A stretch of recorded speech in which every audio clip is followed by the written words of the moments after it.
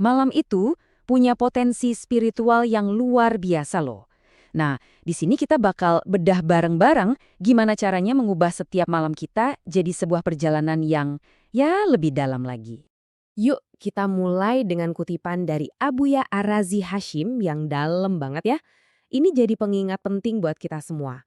Semua amalan yang bakal kita bahas nanti, tujuannya itu murni pengabdian, bukan soal pencapaian pribadi.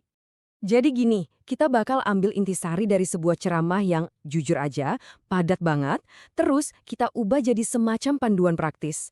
Panduan yang bisa langsung Anda pakai malam ini juga buat memperdalam hubungan spiritual kita.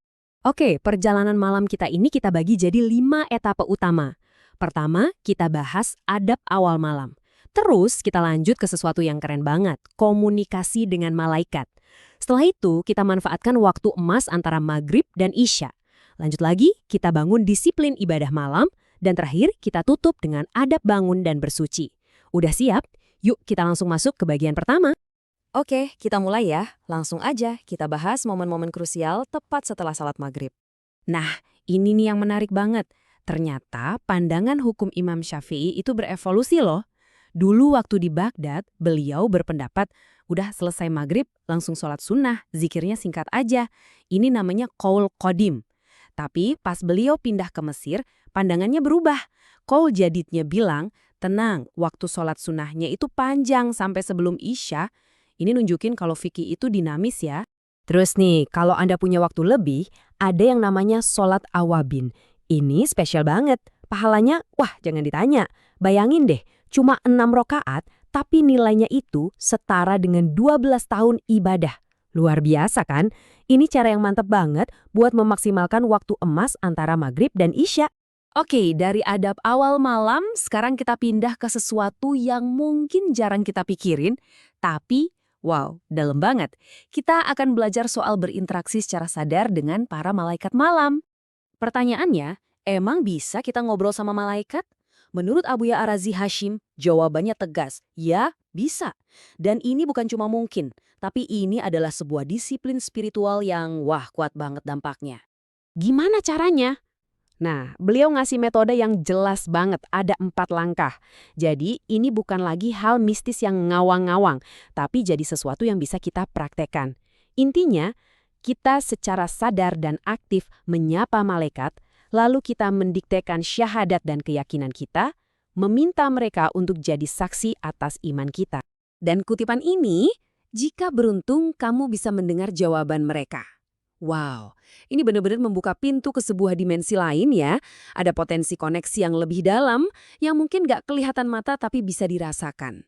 Bahkan mungkin bisa didengar. Oke, sekarang mari kita lihat lebih luas lagi. Gimana sih cara terbaik buat memanfaatkan seluruh jeda waktu antara sholat maghrib dan isya? Jawabannya adalah iktikaf. Iktikaf ini mengubah waktu nunggu jadi ibadah. Coba bayangin, daripada kita scroll HP atau nonton TV, kita justru tetap fokus, tetap dalam keadaan zikir. Dan ajaibnya, kalau hati kita nyambung, waktu nunggu itu rasanya jadi singkat banget dan penuh makna. Nah, sekarang kita masuk ke intinya malam, jantungnya malam, yaitu Qiyamul Lail. Disiplin untuk berdiri, untuk sholat, di saat sebagian besar orang lain sedang terlelap. Lihat deh, para ulama besar zaman dulu itu level komitmennya beda-beda. Ada yang semalaman penuh, ada yang setengah malam. Tapi, lihat yang ketiga, ada juga yang 1/6 malam, atau kira-kira cuma 2 jam. Ini ngasih kita pesan penting. Nggak apa-apa kok mulai dari yang kecil. Bangun disiplinnya pelan-pelan. Jadi, penting banget buat dicatat ya, ini tuh bukan cuma cita-cita atau teori doang. Ini adalah praktek nyata. Ada sekitar 40 ulama salaf terkemuka yang benar-benar melakukan ini. Salah satu yang paling terkenal kan Imam Abu Hanifah. Sampai-sampai beliau tuh sholat subuh pakai wudhu dari sholat isya sebelumnya. Kebayang nggak disiplinnya?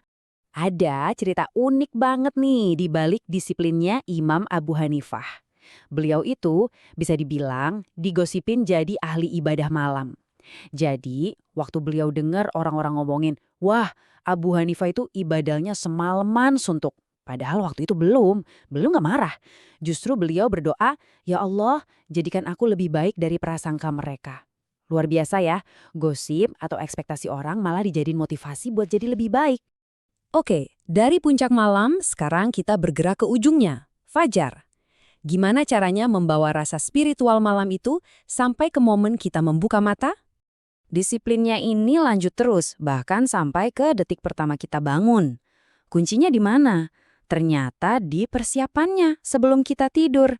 Kalau sebelum tidur kita udah setting hati dan lisan kita, maka otomatis begitu melek, pikiran pertama kita itu langsung nyambung ke Allah. Bukan ke kerjaan, bukan ke skripsi. Bahkan, hal yang kelihatannya sepele kayak mandi pun ada adabnya loh. Tujuannya apa? Biar badan kita nggak kaget sama perubahan suhu. Dan ini juga bagus buat kesehatan fisik dan spiritual. Jadi mulainya dari kaki, biarin tubuh kita adaptasi pelan-pelan sama airnya, baru naik ke atas. Dan akhirnya, perjalanan spiritual malam ke pagi ini, kita tutup dengan sebuah sholat penutup. Sholat 2 rakaat tahiyatut toharoh. Ini adalah cara kita menghormati proses bersuci yang baru aja kita lakukan. Jadi, lengkap sudah siklus ibadahnya. Jadi, kalau kita tarik benang merahnya, kuncinya 1, disiplin.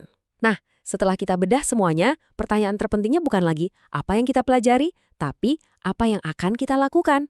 Coba deh dari semua amalan tadi, pilih satu aja. Satu hal yang mau Anda coba mulai malam ini juga. Mana yang akan Anda pilih untuk mengubah malam Anda?